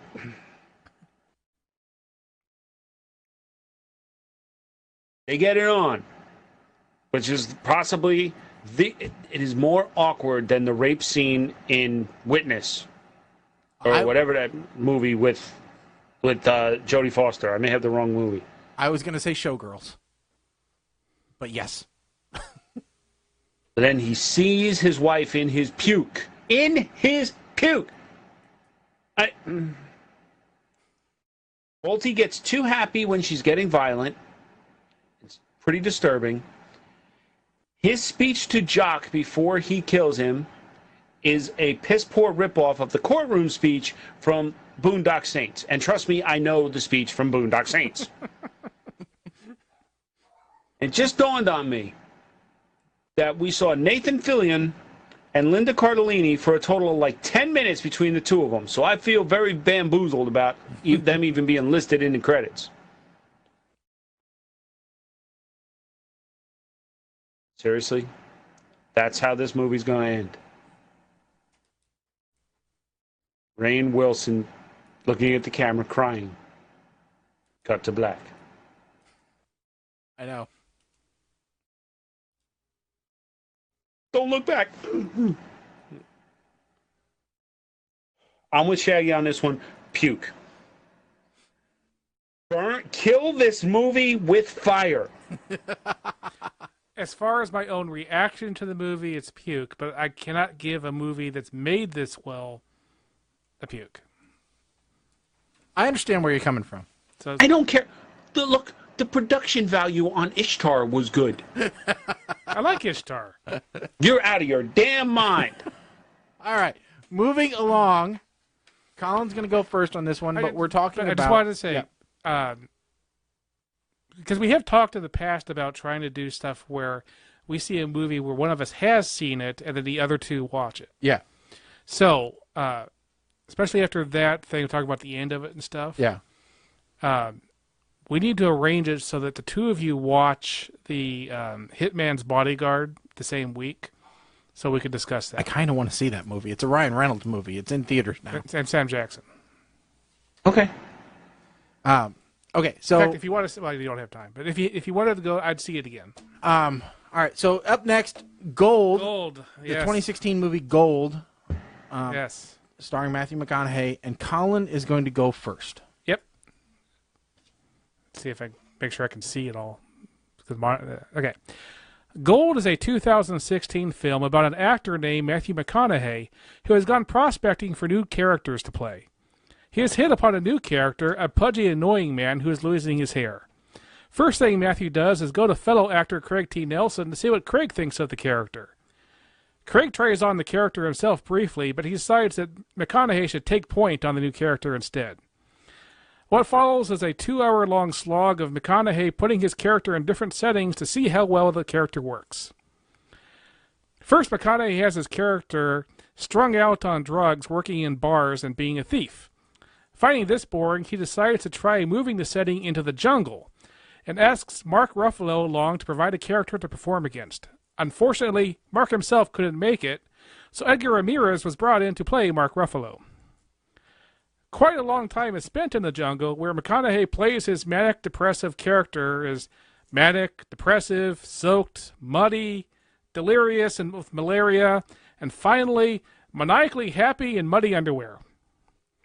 Having finished the character in the jungle sequence, McConaughey then takes his character on the Wolf of Wall Street path of partying and lots of money and women and drugs. This is followed by a short legal thriller setting, which is discarded quickly. It then turns out that McConaughey's character is a hoax, and that is not an enjoyable character, and not a character anybody wants to feel sorry about. Everyone just wants the character to go away. Then the movie ends with a colossal mistake. The thin storyline vehicle that the character was inside, a storyline too boring and forgettable for me even to talk about, but it ends with a plot change from the original true story that it's based on. The real plot ended with the McConaughey character dying of cerebral hemorrhage. This movie ends with a Shyamalanic plot twist. I know I would have been happier with the McConaughey character just dying, and I'm pretty sure that so is everybody else who had to watch this boring, self-indulgent, screen-eating exercise by Matthew McConaughey. But because of pure acting talent and filmmaking, I'm giving this one Met +2. Okay. Mike, you want to go or you want me to go? I'll go ahead. So, I had so much problems with this movie, just staying interested. I mean, from the opening scene, Matthew's character aged 100 years. But Bryce Dallas Howard is still hot as hell. So, if that's not a sign for don't drink and don't smoke, kids, I don't know what is. Now they're heading into the jungle. I watched Super first, so I'm worried about how much of Bryce Dallas Howard's character we're actually going to see, and wonder just how bad Matthew McConaughey must freaking smell with all this sweating since the guy don't wear deodorant. Flip-flops in the jungle. McConaughey is a brave freaking man. I don't care if it's in the camp or not. There are always bugs in the jungle. Want proof? Boom, malaria. And he slept for like 3 months, at which point he aged another 50 years. The worst part about him getting malaria is the fact that we see McConaughey's character, who is overweight, balding, bad teeth, smelly, sweaty, dancing around in his tighty whities. I love that they open up their office and put PBR in the fridge, and that they have a picture of dogs playing poker on velvet in the bar. Those are the two redeeming qualities of this movie. We got to see McConaughey in the tighty whities again, and this is while he's getting it on with Bryce Dallas Howard, so it's official, beyond official now. I hate Matthew McConaughey. Bruce Greenwood shows up. Oh, joy. His accent completely throws me off. I don't know what I'm watching at this point. First time I've ever heard Bruce Greenwood do an accent other than, I don't know, American, and I don't like it. So McConaughey gets the golden pickaxe for being the best prospector. I want to know what we get for being the best podcast on the Radical Thinking server. What's the award for that? I want to know. It's the golden mic. And I was really hoping that when he did his acceptance speech that he would have started or kind of slipped in and, all right, all right, all right. Also disappointed that he wasn't driving a Lincoln. So this movie gets a meh from me.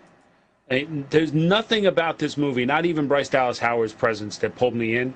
If you like this kind of investment Ponzi scam movie, then you'll probably rate this one higher, but it doesn't equate to a movie like Boiler Room or Wolf of Wall Street, or another one I liked was War Dogs.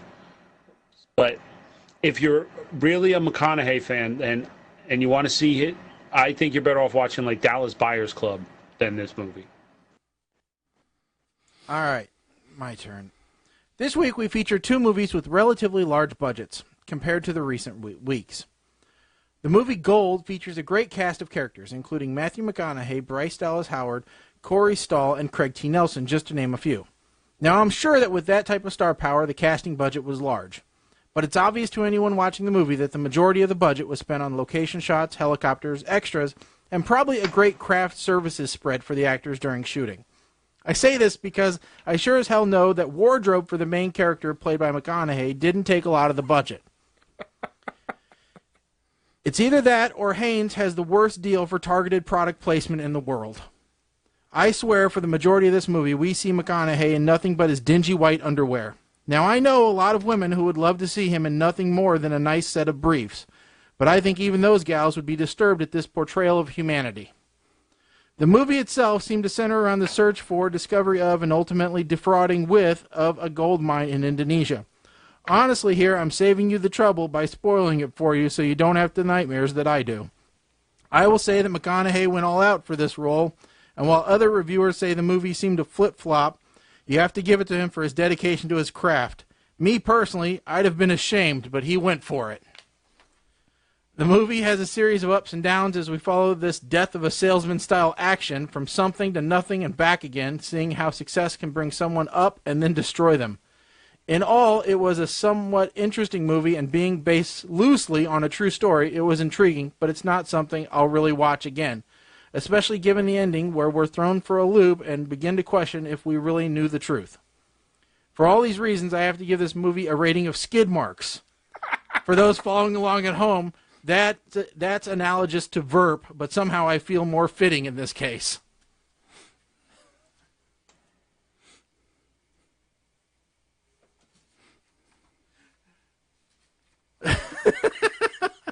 You know, it's sad because you go back to last week's episode and we were all pretty excited about these movies because of the casts. Yes. I know. We thought, wow, I don't know if we should even watch these. They look like great movies. Well, one of them, we knew that one was bad. We knew Super wasn't going to be great, but we thought, oh, gold. It's a McConaughey movie. It's gold mining. It's Indonesia. It looks great. It's like Indiana Jones, but with all right guy. You know, it's going to be great. Holy crap, what a garbage fest. Yeah. And really, if you notice all of us, what about the movie stood out the most? His damn underwear. It could have just been called My Briefs and Me. Okay? What stood out to me is just... Okay, so one thing I found interesting was how matched these two movies were. That they both, I mean, the... Super. Yeah, the Kevin Bacon character and the Matthew McConaughey character could have been the same guy. They both could have been Jean-Claude Van Damme. Yeah, Mike, you gave me that bit of information about in Super. Yeah, that the role played by Kevin Bacon was originally given to Jean-Claude Van Damme, but Van Damme flaked, and a week before, Kevin Bacon stepped in. Proving that he is truly a Hollywood whore. Oh, God. I would just wish he'd pick better projects. This movie is like... Super to Kevin Bacon is like Jaws the Revenge to Michael Caine. What about that... It was a paycheck. What about that Moonbase one to Christian Slater? Oh. No, let's not... Don't you dare go back to that. Here's one of the real reasons I gave Super a meh +1 instead of giving it worse, because it is an important movie in that it was a stepping stone. Oh, I'm sure it was to Guardians of the Galaxy. I'm sure, So if this movie had not existed, Guardians of the Galaxy may not have existed. I mean, I really don't like this whole butterfly effect. that you're putting in your intern. No, this could completely change how we rate movies now. What if Ion was really just calling us about this segment, saying, "Hey, Siskel and Ebert aren't anymore, but we've caught the last half hour of your show and we love it, and we want you guys to just do nothing but review movies." Number one. If I could get paid to just review movies, like if I got a salary enough that I could quit my job, I'd be happy as a runaway slave at that point. Okay. Would you watch Gold 3 times?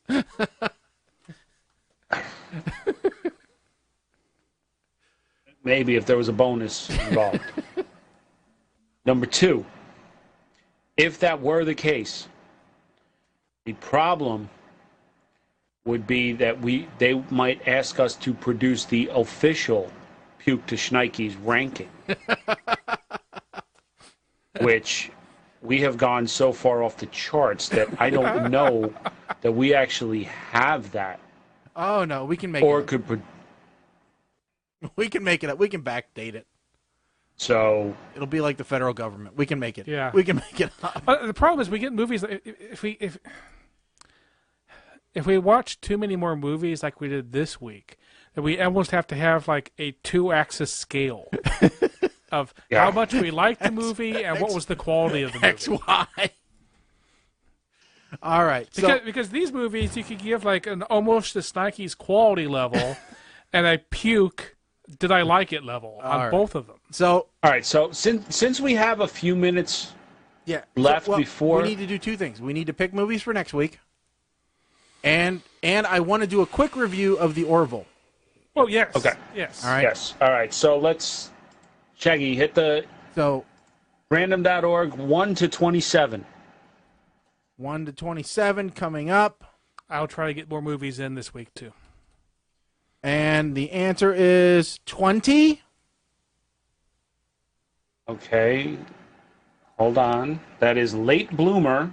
And 27. Burnt. All right. So Late Bloomer is a comedy, if I remember correctly. Yes. It's a Netflix comedy, and Burnt is a drama. Oh, is a Bradley Cooper drama. Yet again. Oh, God, is that the one where he's a chef? Yes, it is. Oh, crap. Yes, it is. Bradley Cooper, Sienna Miller, and Uma Thurman. Oh, we are so screwed. How long is it? It's an hour. It's an hour and 40 minutes. Okay. I mean, Gold was 2 hours. Oh, I know. That was the longest 2 hours of my life. I mean, I may have disliked the movie more if I hadn't been doing other things while watching it. But hey, now there's a movie my wife can watch because I'm sure she will like to watch Burnt. Now, who's in the other one? In that one, Mike has already moved it over. In Burnt, it is Late Bloomer he's talking about. Is Johnny Simmons, Mario Ballo, Brittany Snow. Oh, no one that I know. Brittany Snow? She's Yeah. in Pitch Perfect. She's in The Pacifier, I think. Okay. Okay, the faces they're showing up look familiar to me, but I have no idea why. Yeah. So that does not look like one you'd be watching with your wife. You know Yes. what? Maybe. Brittany Snow was in Pitch Perfect. She was the oldest daughter in The Pacifier. Maria Bello was the owner of Coyote Ugly. Oh, okay. In Coyote Yeah, Ugly. she does look familiar. And she took over in The Mummy because the other chick was like, no, I'm out.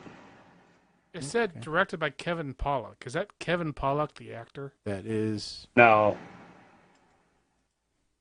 Yes. Oh, God. Yes. So it'll be interesting. All right, so those are the two. Now, God, this may have been the last thing he did before he died, too. Oh, God. Don't destroy his memory. Why did you point that out, Colin? You could have saved that until after the review. Now I'm tainted. Oh. Well, let's put it this way. Maybe it's not. All right. All right. So real quick, I know we've all at least watched the first episode. Yes. All right. We talked about it last time. Did we talk about it on the last show? show? Yeah, because we were talking about the reviews that were saying it was going to be terrible. We were talking about the reviews before the show aired, though. Right. Okay. So The Orville is a new sci-fi show on Fox, written by Seth MacFarlane. Yes. The first episode was actually directed by Jon Favreau. Mm-hmm. All right. They have different directors. Jonathan Frakes is actually directing an episode. Seth MacFarlane's directing an episode. They've got a lot of... James Gunn is actually going to direct an episode, I heard. Of the 13 episodes in season 1, Seth MacFarlane wrote 8 of them, according to reports. Yeah, last I heard it was just the first 3, so that's good. No, I read today that he wrote 8 of 13. And from what I have read and what I have seen, he said this is the most excited he's been about a project since the first season of Family Guy. So he is all in on this project. Now, it was universally panned by critics. All right? I don't think there was a critic out there that liked it when they previewed it. I saw one. Okay, one. All right. Now, we all got to see the first episode, and I know we posted a little bit on our Facebook page. Episode 2's out, but it was delayed, unfortunately, so I wasn't able to watch it last night because the football took precedence, and my DVR only caught the first 15 minutes of it, which why DVRs aren't smart enough to know, hey, this show hasn't started yet. Lord only knows. We can get a man into space, but we can't get my DVR to adjust because a stupid sports game went long. I don't understand that yet. All right. So, self-driving cars, but I can't get my DVR to figure it out. So, first episode, I thought was really good introduction, and like I said, I think it was kind of a requirement to get an understanding of a lot of the characters, a brief introduction, and really get some of the tension of working with your ex out in the first episode. I think that if they didn't do that, or if they try to drag it on too long, it's going to get boring really quick. But I thought the first episode was pretty good. Yeah. Yes. You know, I really liked it. So, Colin, have you seen the second episode yet? No, I'm going to be watching that tonight after I get home. Okay. So, I mean, all I'm going to say, because I watched the second episode today, is that one of my fears about this show appears to be coming true. Okay. I'll leave it at that. We can discuss on the next show. Yeah. And by then, there'll be a couple more episodes in, so it should be a little bit easier to do. And now Fox is moving the show to Thursday night as well, I heard today. Yep, that's its regular time. Regular time, yes. Regular time slot. So at least, hopefully, it shouldn't be affected by sports too badly from now on. Its ratings so far on Sunday night are very good. Okay, now that's with a football lead-in. So what is going to be their lead-in on Thursday night? Gotham. Okay, so hopefully it'll be a decent lead-in. You know, probably not the best because I don't know what Gotham's ratings are right now. But hopefully there'll be some decent carryover. Now, looking at the boards today, not reading any spoilers or anything from the episodes, a lot of people said, "Hey, listen, the first episode I was only so-so. The second episode, I kind of start to see where they're going now. The direction that he's going is clear. Fox made a huge mistake when they were marketing the show." Yes. You know? I agree with that. Some of the mistakes from the first episode, I think, actually have carried over. Okay. But I do like All right, so the first episode I said I was like 50-50, right? Mm-hmm. I liked a lot of the action. I liked how they were introducing the characters, showing how they start to mesh. I didn't like the relationship part. And that balance is what I felt they needed to find. I think it's going to be very difficult for them to walk the line. I read an interview with him, I saw an interview with him, and they're trying to identify what the show is, what genre the show is appealing to, and it's very difficult for them to even define it, to put it into a box. And Seth MacFarlane had a really good, I think, a good analogy, because he goes, well, it's not strictly sci-fi, it's not strictly drama, it's not comedy. He goes, really, if you want to draw an analogy between this show and another show that's been on, he goes, you have to think MASH. Yeah, that's what I was going to say. He said, this is, for lack of a better term, for lack of a better example, similar to MASH. You have dramatic moments which are broken by moments of levity, comedy, so that you don't just get bogged down with all the drama. Now, I think one of the problems in the first episode is that comedy seemed a little forced. All right? Sometimes it didn't seem quite as natural as what it would have been. But one of the things that I really like, because everybody's comparing it to Star Trek, all right, one of the things that I really liked is they're doing something that I always gave Star Trek a little bit of a problem with.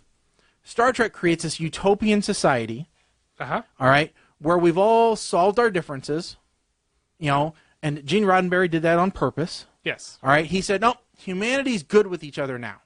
You know, we don't have any problems between each other. You know, we're good. Basically, he erased sarcasm.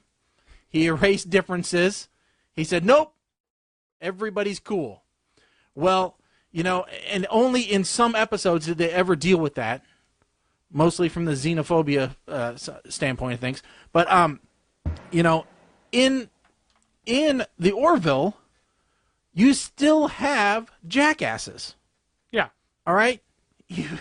And I like that, because it is what people today are, but with new toys. All right? And I think that's more of a likelihood for path for us than Star Trek. As much as I love Star Trek, I'm a big Star Trek guy, Next Generation was my thing, I think this is a lot closer to what it's really going to be like if we keep going in a positive direction and not idiocracy. Now, I also really like how Star Trek always has to be careful to protect their franchise. So they're not allowed to, they put a lot of straitjackets on their creatives to say, no, you can't break Star Trek. Yeah. And this is not Star Trek, so they're allowed to break stuff. Yeah. And I think it's going to be an interesting way of saying, It's very much like Star Trek, but it isn't. So I'm looking forward to continuing to watch it. I know a lot of people were pissed when they saw the holodeck, and when and I'm like, all right, you can say, well, he's ripping off from Star Trek, but it's still in the future. What the hell do you think he's gonna? If he got rid of everything, which was quintessentially future, it wouldn't be in the future; it'd be today. Yeah, there's nothing wrong with showing the holodeck. You notice there's no transporters. All right. Yet. He didn't. Yeah, he hasn't talked about those. So I don't know. I am interested in seeing that second episode. I want to see what happens. I also want to see the third episode. Fourth episode. Well, isn't it now? It wasn't the second episode where he laid an egg, right? Yeah, it was. It was okay because I had heard that was going to happen on the third episode, but evidently some things got mixed up. See, the people who don't like it are be like, "No, you're stealing from Mork and Mindy." Yeah. Or they're going to say, "Oh, it's not going to last because Fox is airing the episodes out of order, like they did with Firefly, and it's going to screw everybody up." Yeah. Actually, I saw some posts from people over in England who had seen the trailer on YouTube and said, "Why can't we get this in England? This is similar to Red Dwarf, and we liked it." Yeah. But again, they saw the trailers that were aimed at the comedy side of things. So who knows whether they'd really like what they saw. But I think we're all still in the realm of we're giving it a chance. We're going to see how it goes. Mm-hmm. Yeah. So. Well, look, I'm in this for at least the season. Yeah, I feel the same way. Yeah. It's very rare that I drop a show mid-season. Yeah, he's got to do something horrendous for me not to get through the first season. And I really hope at this point he gets picked up for a second, because what I think a lot of people forget is Star Trek sucked the first season. Next Generation? Yeah. Riker doesn't have a beard. Don't bother watching it. So, every show needs to get a little bit of traction under their feet, and so many networks are ready to pull the plug really early because, the ratings dipped, or, it's not there. We don't have a runaway hit every week. Well, guys, sometimes you got to give a little room to breathe here, all right? It's got to build. Yeah. It's like the Librarians are a great example, or Leverage, or, pick any of those shows which run about 3 seasons, and then they yank them right from underneath it, and it's gone. Warehouse 13, good example. Yeah. So, anyway, so that is that. Yeah, and we didn't even get to talk about Greatest American Hero. No, we'll have to talk about that one next week, next show, because I don't think. Do we have any details on that yet? Other than they're making it. There is a few details about that we'll talk about on. All right, so we'll save it for next show. Hopefully, we get some more info. You've been listening to PTR Radio here on the Fabulous Centaur. We want to thank everybody for tuning in, whether it's on the podcast feed at which you can get at ptrradio.com, or just browsing our site, our Facebook, or YouTube page. As always, don't forget you can join us on all the social media channels, Instagram, Facebook, YouTube, Twitter. Just look for PTR Radio and you'll find us there. We're here every other Monday, so that means our next show is going to be on the 2nd. That's right, it'll be October 2nd that we'll be back on air, and we'll give you the update on the Orville. We'll do our double feature movie review, and we'll talk about everything that happened since then. I'm sure I'll have an evaluation of my trivia night coming up this Friday. And maybe I'll even post some video from there so that people can see how it went, before then. As always, make sure that you pay attention to social media and our podcast feed, because there's always stuff being published, whether it's on the road again, maybe Mike's got something that he wants to post up there, whatever. There's content in between the full shows that goes up there. So don't forget about that. All right, with that said, I'm Shaggy. I'm Colin. I'm Mike the Ape Man. All right, stick a fork in us, folks. We are done. Later.